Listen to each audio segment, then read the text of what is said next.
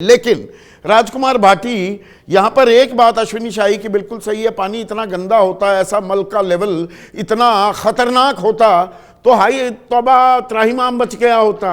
लोग बीमार होते, खुजली हो रही होती, किसी को दस्त लग जाते, किसी को उल्टी हो रही होती। ऐसा तो कुछ नहीं हुआ, आप ही के पेट में दर्द हुआ सिर्फ। उल्टी नहीं, पेट में दर्द तो होना चाहिए। अगर हम इस देश के नागरिक हैं, देश के नागरिकों के लिए अगर इतने बड़े आयोजन की व्यवस्था ठीक से सरकार नहीं कर पा रही है तो पेट में दर्द सबके होना चाहिए। उल्टी दस्त तब लगते जब उस पानी को लोग पीते, केवल स्नान करने गए हैं। और कई लोग तो वाटर प्रूफ कपड़े पहन के स्नान करके आए हैं, जिनमें हमारे प्रधानमंत्री भी शामिल हैं। आपने देखा होगा, पंजे से लेकर सिर तक पूरा वाटर प्रूफ कपड़ों से कवर करके प्रधानमंत्री गंगा के अंदर उतरे और डुबकी नहीं लगाई, केवल छाती तक उन्होंने डुबकी लगाई, मुंह को उसमें नहीं डुबोया। तो प्रधानमंत्री को डर रहा होगा। तो मतलब आप इशारा ये कर रहे हैं कि प्रधानमंत्री को अंदाजा था कि पानी प्रदूषित है। पर आप प्रदूषण की जब बात करते हैं तो हरिद्वार में भी डुबकी लगाने के बाद अखिलेश यादव तो खुले में डुबकी लगा रहे थे, तो इसका मतलब पानी तो साफ था।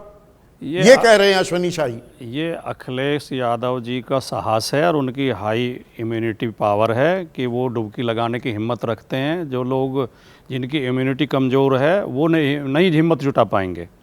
लेकिन जो केशव प्रसाद मौर्य कह रहे हैं, और अभी अश्विनी शाही ने भी एक वाक्य बोला कि कुंभ की सफलता को देखकर बौखला गए हैं या घबरा गए हैं, पता नहीं क्या कहा। अगर इसे सफलता कहते हैं तो असफलता क्या होती है? सीने पर सांप लौट रहे हैं, सीधा सीने पर सांप लौट रहा है। अगर इसे सफलता कहते हैं तो असफलता क्या होती है? कोई असफलता ऐसी बची है जो इस कुंभ में ना हुई हो?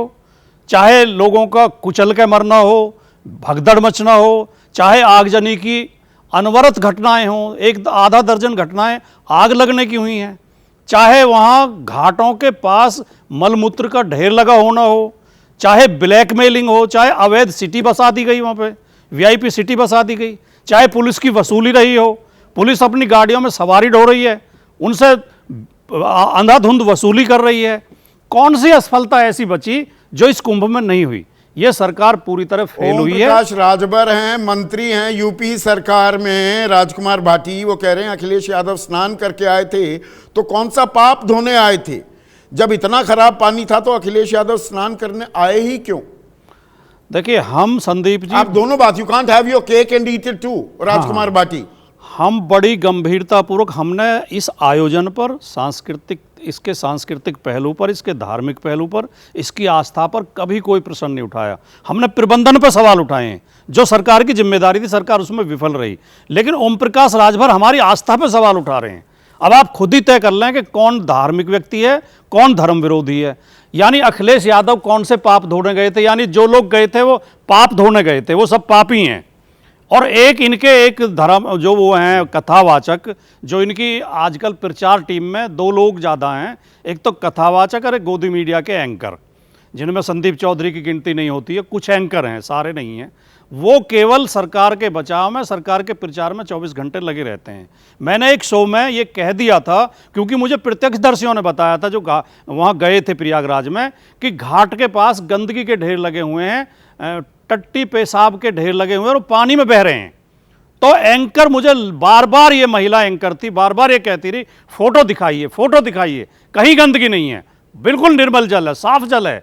और अब तो जो केंद्रीय प्रदूषण नियंत्रण बोर्ड की रिपोर्ट आ गई, अब क्या कहेंगे वो एंकर?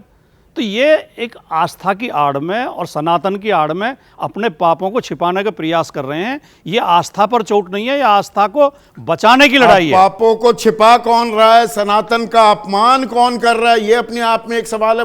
दुनिया बदल रही है और ये भारत के लिए ला रही है इन्फिनिट अवसर, जिसे हम कहते हैं minute infinite. Ideas of India के मंच पर समझे इसी मिनट इन्फिनिट को 21 और 22 फरवरी abplive.com पर।